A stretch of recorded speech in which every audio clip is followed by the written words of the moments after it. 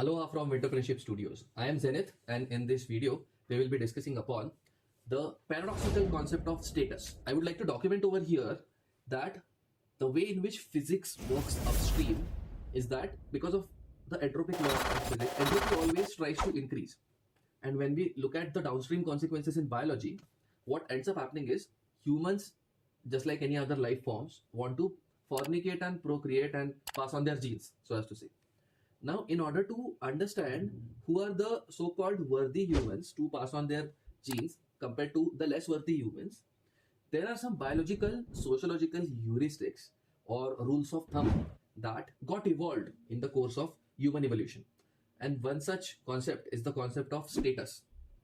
I call it the paradoxical concept of status because what does status imply, or what does a person having higher status imply? That they are somehow better than the rest of the humans in some way, shape, or form. But this is not actually true, right? In reality, no person is better on a moral scale compared to any other person. People might be dissimilar, their circumstances might be dissimilar, they might have more or less talents in certain particular fields, but nobody is morally superior to someone else. However, in order to proceed with the human mate selection phenomena and the sexual selection policies that take place in humanity, the concept of status exists in the human societies in plethora, whereas it shouldn't exist. So a celebrity will be given higher importance in any social gathering or in any day-to-day personal interactions as well. A person who has a lot of political power will be given higher importance, and a person who has a lot of resources under their control, or so as to say higher value of net worth or assets under their management, is supposed to have a higher status. So people who are socially popular have power in the power structure of the government, people who have a solid social network, and people who have higher net worth and control a lot of resources. These are the individuals who are given a higher status in the human civilization because of the rule of thumb heuristic that people who generally have higher status are supposed to be greater, so as to say, in some way, shape, or form than the rest of humanity, which is not actually true. In reality, it's not true.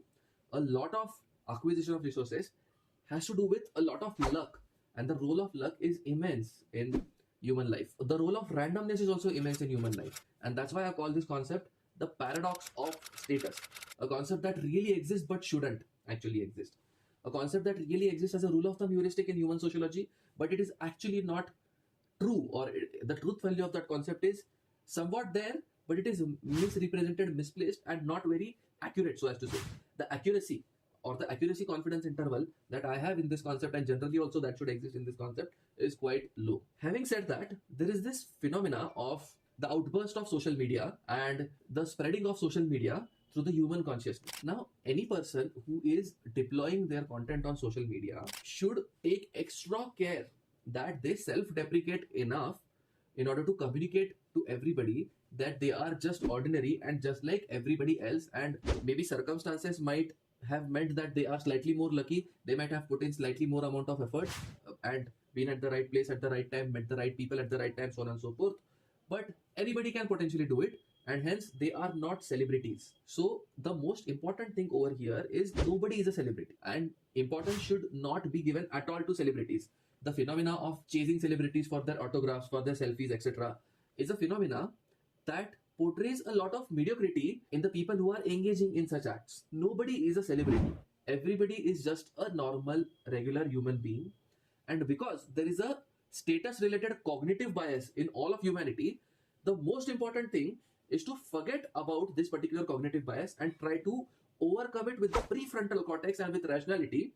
And wherever any status signaling as well as consumption of that status signaling is happening, we should be cognizant that humanity has a towards status bias, or humanity has a pro-status bias. And because of this pro-status bias, many people have also abused the power of social media and gained misplaced status in the sociological context. The person who is actually, because of some perchance happening or because of some fortunate or unfortunate happenstance of fate, if they have obtained some status, it is their responsibility to dissipate and diminish that status, because that status implies that they are just being lucky because of the status signaling phenomena and the status consumption phenomena, the pro-status nature of human societies, because humans can't rationally process all that is happening, so they just go with the herd mentality most of the times. Most of the times, human cognitive prowess is not as huge as should be in order to process all the data that is coming into their brains on a day-to-day basis, and hence they are not able to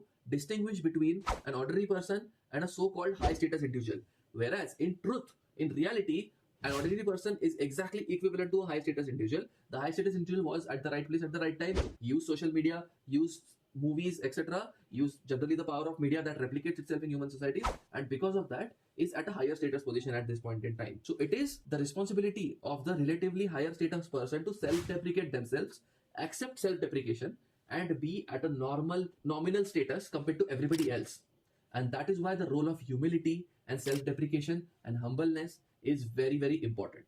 And anybody who is acting on social media with the subtext and the sub-communication that they are greater than somebody else is actually at fault, and actually very, very wrong in the sociological context, because they are misrepresenting reality, and they are kind of deliberately or without realizing it misusing the cognitive bias that humanity has, that implies that humanity is pro-status, blindly pro-status. So this blinding cognitive bias that humanity has is being misused and abused if the person who has happened to gain relatively higher status does not dissipate that status and is not extremely humble, down to earth, and does not take extra efforts in making others aware that this status differential is not something that is to be proud of on their end, and nothing to be celebrated on the ends of the people who are attributing higher status to that particular person. Because in reality, all humans are equal and equivalent. A celebrity is no different from a machine operator who works in a factory. They are no different, and hence the subtext and the sub-communication in all of the media that is generated has to be that we are all equivalent, we are all at the same level, nobody is higher status and nobody else is lower status by default. If, let us say, somebody does some good activity, then that activity can be called as a high status activity, because we don't know, that person might later go ahead and do some bad activity as well in the sociological context. And this is exactly why activities and acts should be praised or challenged, and not that particular person. Status should not be attributed to a person, but status and goodwill and applause should be attributed to that particular act. And this is a better way of living, although I understand that it is not always possible, but this is what we should yearn for, because this is more ideal, more correct, and more in sync with the reality of humanity.